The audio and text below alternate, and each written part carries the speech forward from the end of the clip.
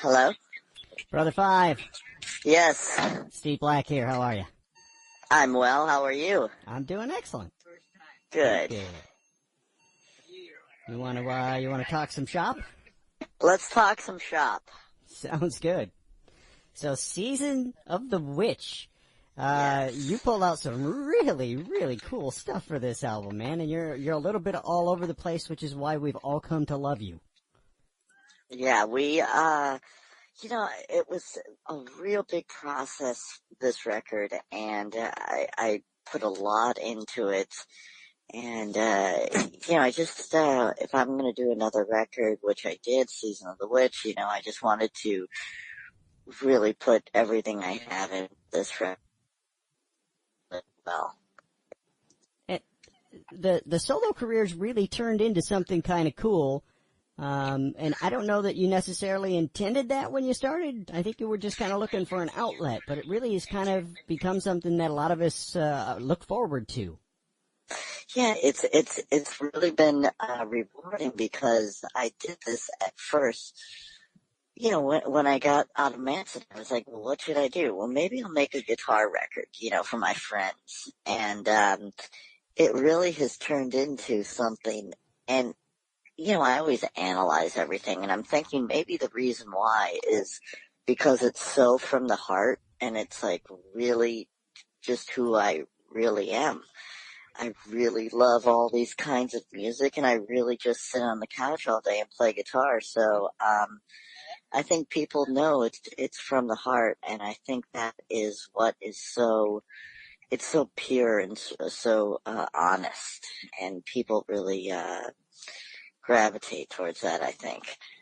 Yeah, I'm a big fan of any art project, whether it be photography or writing a book, whatever it is. I found if you're just honest with it, you've got a far greater chance of connecting with another human being. That honesty Sure. is what the connections are built on, if you will. Yes, I agree with you 100%. So I want to go through a few different tracks on here, and you can tell me about some of these and some of the process of how they came together. You can even talk about the video a little bit if you want, because there's videos for several of these songs, which, by the way, is cool, because it's not always cheap to put videos together. So to go ahead and put, multiple videos together for multiple songs, that's a really nice step. Yeah, and I'll go into that, the reason behind that, and because there's a whole reason behind that. So, it was very, very important to me because music, as you know, has changed so much, and how we listen to music and how we buy music and everything about it has changed, which is so strange still to me, but it is very, I like it. It's very convenient, if you will, if you want to hear, Iron Maiden's first record and you haven't heard it in a while, and you could just pull it up on your phone and connect it to your car and you could rock out. But everything is being streamed now. People really don't even download anymore. But what I did is I released a song a month with a video. So you don't really get a chance to cherry pick the song you want, if that makes sense. Because these bands put out these albums with 15 songs, and they just pick the ones that they want to listen to, and that's not cool because the bands work so hard on all these songs, but it really worked out well doing a song a month with a video. It was awesome. Let's go to Black Grass Plague, which is like a bluegrass riff but darker.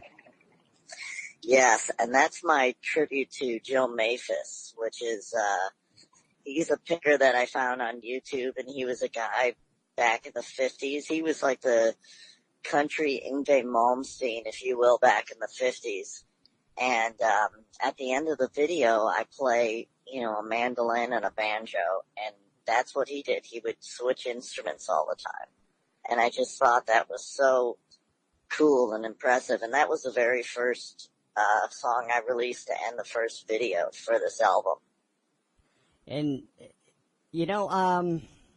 I guess unless you grew up in a household where you had access to bluegrass, I don't know that the average rocker, like, let me take a step back. One of the reasons I don't like country music myself is I find a lot. Sample complete. Ready to continue?